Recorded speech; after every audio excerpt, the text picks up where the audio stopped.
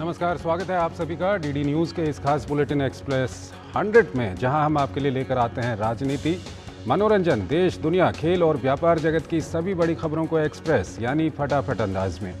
मैं हूं चंद्रशेखर जोशी। तो आइए शुरू करते हैं तेज खबरों का सिलसिला।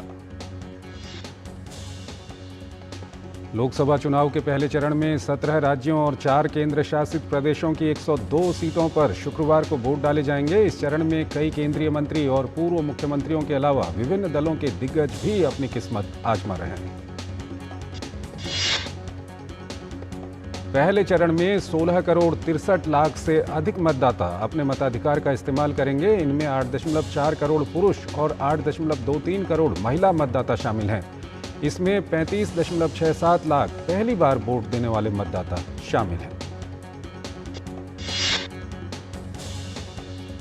पहले चरण में तमिलनाडु की 39, राजस्थान की 12, उत्तर प्रदेश की 8, मध्य प्रदेश की 6, उत्तराखंड, असम और महाराष्ट्र की 5-5, बिहार की 4, पश्चिम बंगाल की 3, अरुणाचल प्रदेश, मणिपुर, मेघालय की 2-2 और छत्तीसगढ़, मिजोरम, नागालैंड, सिक्किम, त्रिपुरा, अंडमान निकोबार, जम्मू कश्मीर, लक्षद्वीप और पुदुचेरी की 1-1 सीट शामिल है।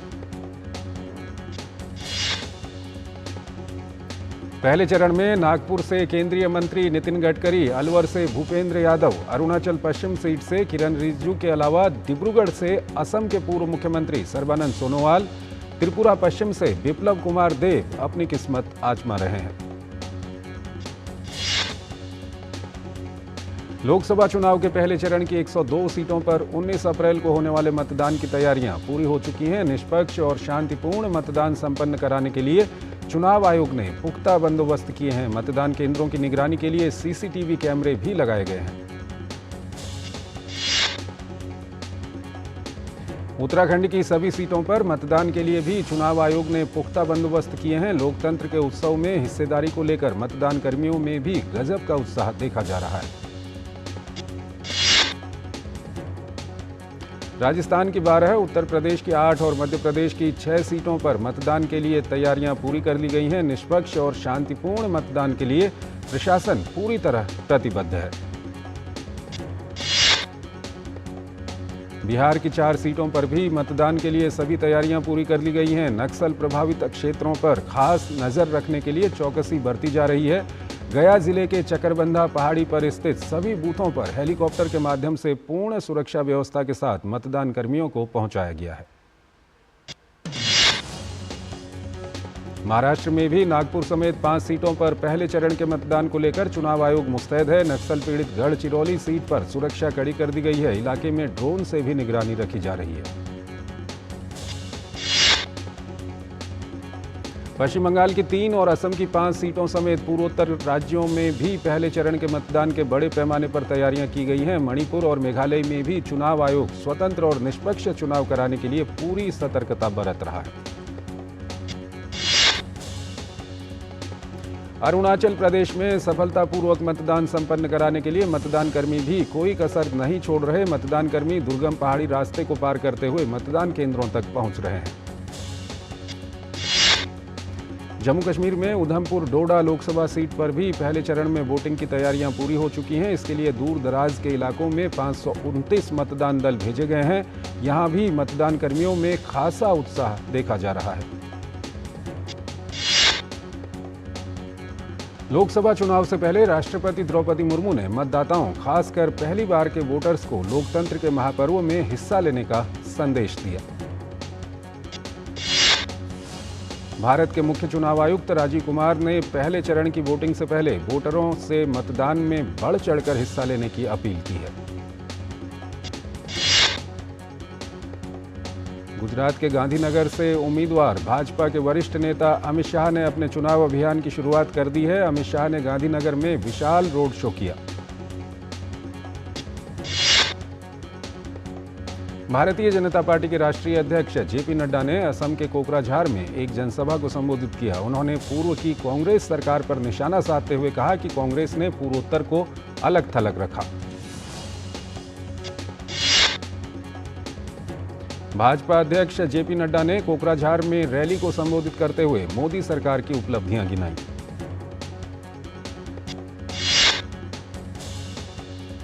भाजपा के राष्ट्रीय अध्यक्ष जेपी नड्डा ने असम के उदालगुरी क्षेत्र में डंडा सहरिया हाई स्कूल के खेल मैदान में सार्वजनिक रैली की, जिसमें काफी संख्या में लोग शामिल हुए। चुनावी रैली को संबोधित करते हुए भाजपा अध्यक्ष जेपी नड्डा ने कहा कि मोदी जी की सरकार के आने के बाद राजनीति ही नहीं, हर क्षेत्र में बदलाव आया है।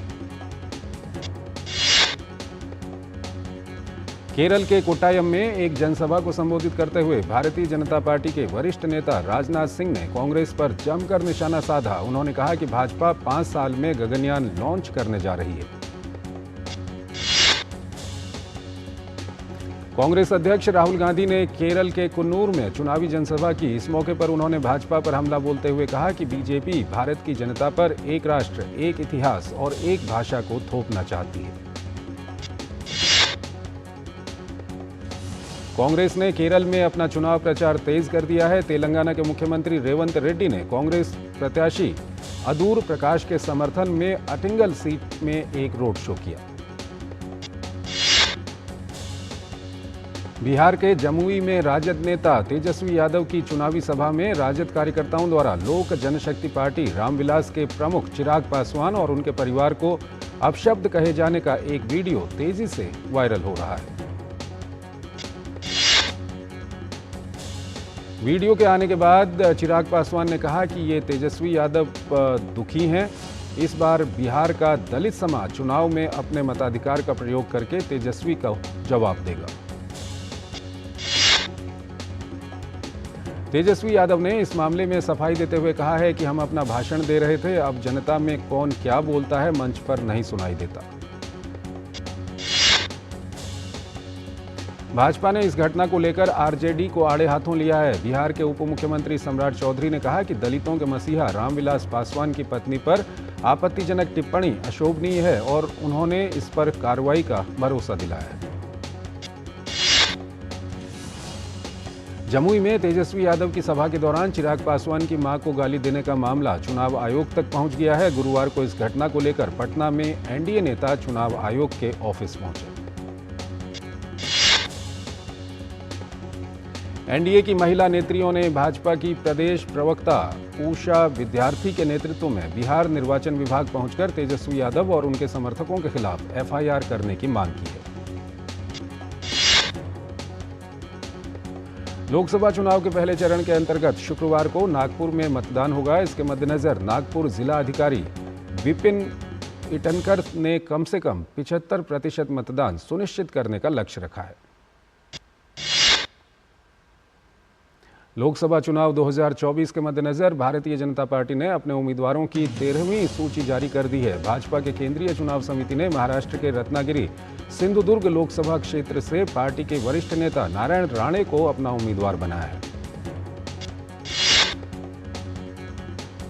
बिहार में राष्ट्रीय जनता दल के नेता और पूर्व केंद्रीय मंत्री देवेंद्र प्रसाद यादव ने पार्टी से इस्तीफा दे दिया है। झंझारपुर सीट से लड़ने को बेताब देवेंद्र की ये सीट राष्ट्रीय जनता दल ने वीआईपी को दे दी है।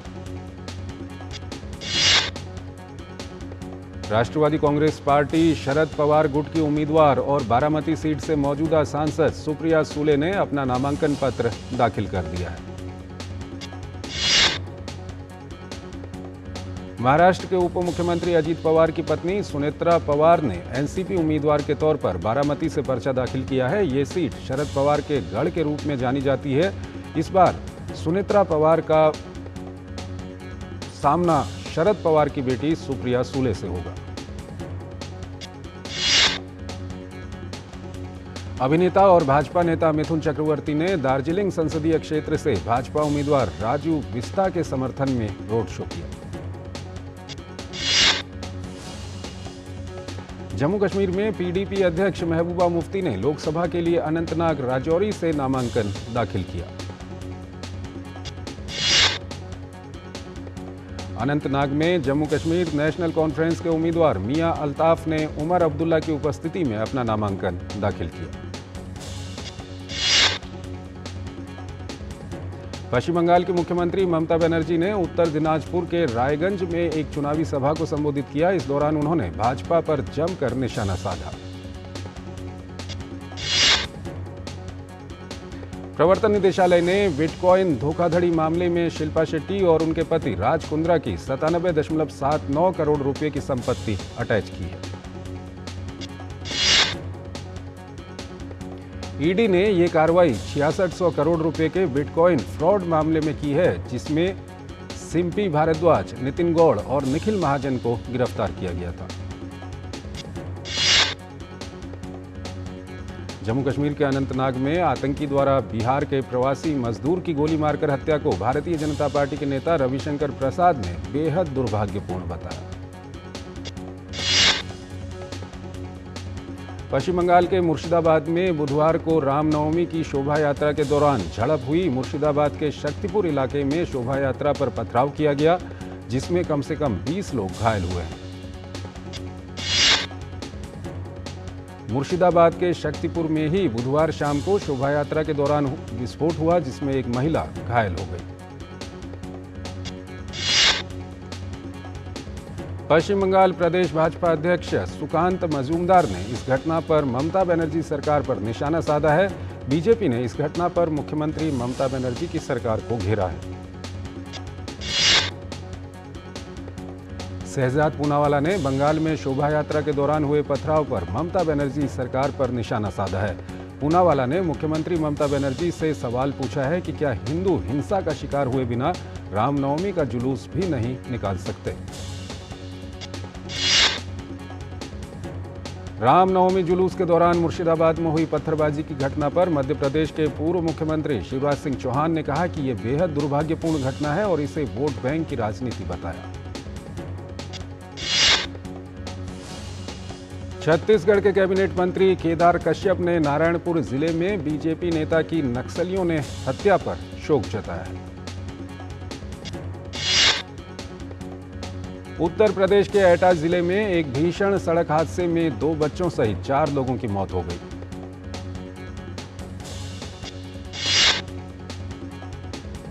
देश के कई राज्यों में गर्मी का प्रकोप जारी है। मौसम विभाग ने झारखंड में हीट वेव का येलो अलर्ट जारी किया है। इसके अलावा मौसम विभाग ने पश्चिम बंगाल, बिहार और ओडिशा में भीषण गर्मी की चेतावनी जारी की है।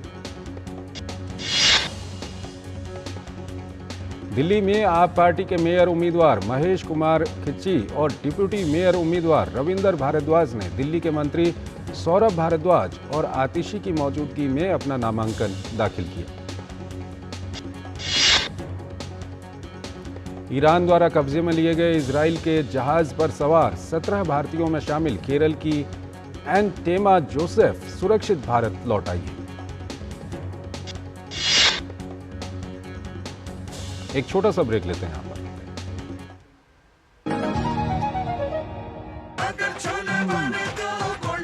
गोल्डी छोले मसाले, जहाँ जाए रिश्ते बनाए, जहाँ जाए रिश्ते बनाए, गोल्डी मसाले।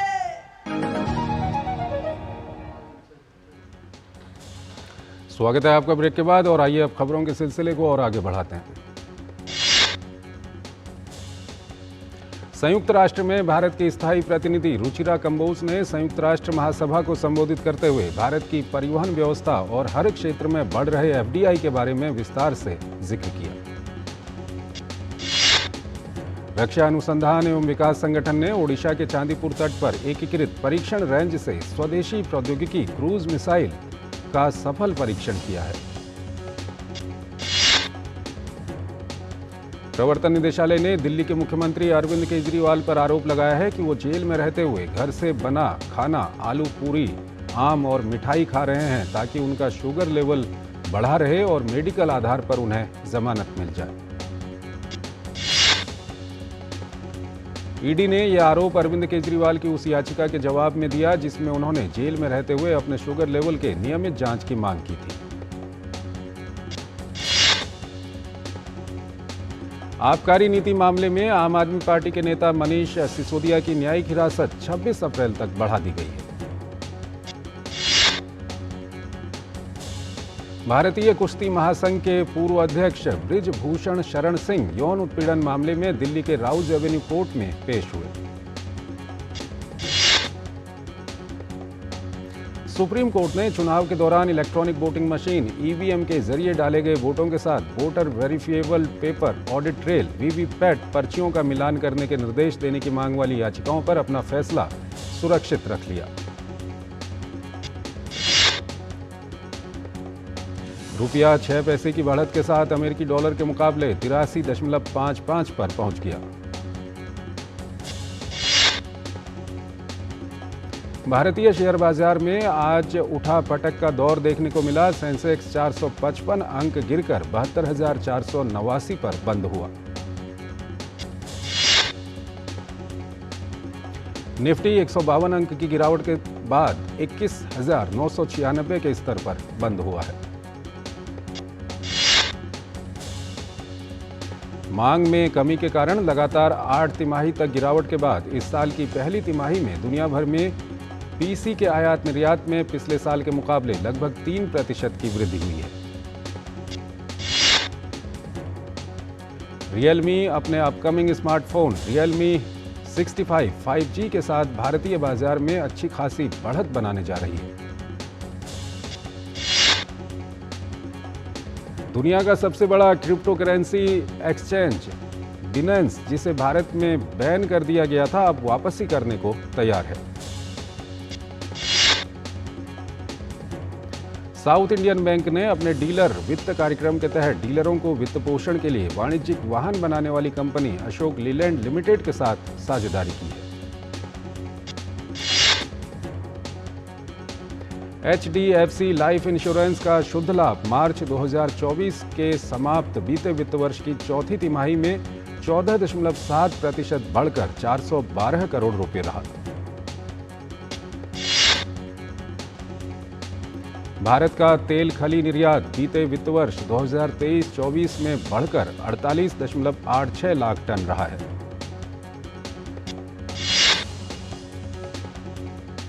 वेदांता समूह की कंपनी हिंदुस्तान जिंक दुनिया की तीसरी सबसे बड़ी चांदी उत्पादक कंपनी बन गई है।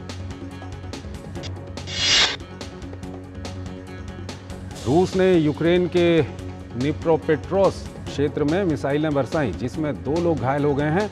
उधर यूक्रेन ने रूसी कब्जे वाले क्रीमिया इलाके में 4 मिसाइल लॉन्चर, 3 रडार स्टेशन और अन्य सैन्य उपकरण को नष्ट करने का दावा किया है। रूस ने कहा है कि यूक्रेन को अमेरिका से मिलने वाली नई सैन्य सहायता से युद्ध के मैदान पर कोई खास असर पड़ने वाला नहीं है। यूक्रेन ने G7 देशों से इजराइल की तर्ज पर और अधिक वायु रक्षा प्रणाली मुहैया कराने की अपील की है। इंडोनेशिया के सुलावेसी द्वीप पर स्थित रुआंग ज्वालामुखी से लावा, चट्टानें और राख निकलने के बाद उससे होने वाले संभावित खतरों को देखते हुए जिले के हवाई अड्डे को बंद कर दिया गया है। क्रोएशिया की सत्तारूढ़ HDZ पार्टी चुनावों में सबसे बड़ी पार्टी बनकर उभरी है, लेकिन किसी भी पार्टी को पूर्ण बहुमत हासिल नहीं हुआ है। कैंडिडेट्स शतरंज टूर्नामेंट के 11वें दौर में भारत के विदित गुजराती को इयन नेपोमनियाची के खिलाफ हार का सामना करना पड़ा। भारत के डी गुकेश ने दुनिया के नंबर 2 शतरंज खिलाड़ी फेबियानो कैरुआना के साथ ड्रॉ खेला।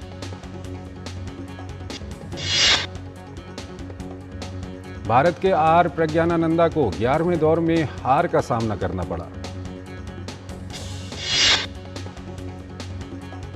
महिला वर्ग में भारत की आर वैशाली ने लगातार दूसरी जीत दर्ज की।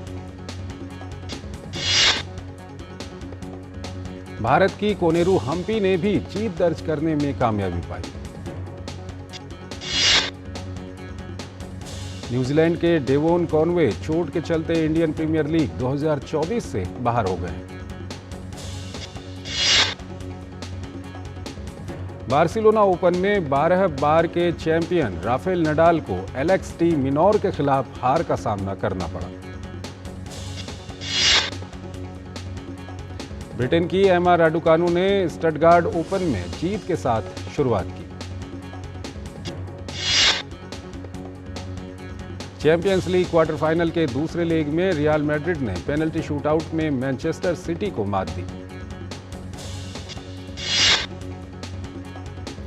जीत के साथ रियल मैड्रिड ने चैंपियंस लीग के सेमीफाइनल में जगह बना ली है। चैंपियंस लीग क्वार्टर फाइनल के दूसरे लेग में बायर्न म्यूनिख ने आर्सेनल को 1-0 से हरा दिया। बायर्न और आर्सेनल के बीच पहले लेग का मैच 2-2 से ड्रॉ रहा था। एशियन चैंपियंस लीग के सेमीफाइनल के पहले लेग के मुकाबले में अल हिलाल को हार मिली। टोरंटो रैप्टर्स के खिलाड़ी जॉन्टे पोर्टर पर एनबीए ने आजीवन प्रतिबंध लगा दिया है। पेरिस ओलंपिक के लिए ब्राजील के एथलीटों की आधिकारिक यूनिफॉर्म लॉन्च हो गई है। बिग बॉस 17 के कंटेस्टेंट अनुराग डोभाल का एक हैरान करने वाला वीडियो सोशल मीडिया पर सामने आया है। वीडियो में अनुराग डोभाल कार के अंदर बैठे हुए हैं और बाहर भारी भीड़ ने उन्हें घेर रखा है। एक्ट्रेस आरती सिंह जल्द ही बिजनेसमैन दीपक चौहान के साथ 7 फेरे लेने जा रही हैं। शादी से पहले वो भगवान का आशीर्वाद लेने काशी विश्वनाथ मंदिर पहुंची। टाइम मैगजीन ने 2024 के सबसे प्रभावशाली लोगों की लिस्ट जारी कर दी है। इस लिस्ट में इंटरनेशनल स्टार दुआ लिपा का नाम भी शामिल है। दुआ लिपा के अलावा टाइम मैगजीन की 2024 के सबसे प्रभावशाली लोगों की लिस्ट में बॉलीवुड एक्ट्रेस आलिया भट्ट और Indian British actor Dev Patel समेत कई सेलेब्स के नाम शामिल हैं। अजय देवगन की फिल्म मैदान के लिए बॉक्स ऑफिस पर टिकना मुश्किल हो गया है। इसके पीछे सबसे बड़ा कारण अक्षय कुमार और टाइगर श्रॉफ की बड़े मियां छोटे मियां है। बिग बॉस 14 की विजेता रूबीना दिलैक इन दिनों अपने होम स्टेट हिमाचल प्रदेश में हैं। रूबीना वहां की सुंदरता और स्थानीय व्यंजनों का आनंद ले रही हैं। कई सफल मराठी शो और नाटकों में अपनी भूमिकाओं के लिए प्रसिद्ध एक्टर माधव अभ्यंकर शो अटल में खलनायक सुदर्शन का किरदार निभाते नजर आएंगे। आयशा खान का म्यूजिक वीडियो एल्बम वो था मेरे शहर से पर परफॉर्म किया है, जो आगामी 23 अप्रैल को DRJ records Indies music YouTube channel में रिलीज किया जाएगा। सैफ अली खान के बेटे इब्राहिम बॉलीवुड में डेब्यू के लिए पूरी तरह तैयार है। जानवी कपूर की बहुप्रतीक्षित फिल्म उलझ का टीजर आखिरकार रिलीज हो गया है। डांस दीवाने के सेट पर अंजलि और शार्वरी ने जबरदस्त परफॉर्मेंस दी है। शो की जज माधुरी दीक्षित और सुनील शेट्टी ने प्रतियोगी अंजलि और शार्वरी की डांस परफॉर्मेंस की जमकर तारीफ की। Film Hanuman fame actor Teja सज्जा जल्द अब अपकमिंग फिल्म मिराई में दिखाई देंगे। OTT प्लेटफॉर्म्स पर आने वाला सप्ताह मनोरंजन से भरा हुआ होने वाला है। ऑल इंडिया रैंक से लेकर टाइगर जैसी फिल्मों का आनंद आप उठा सकते हैं।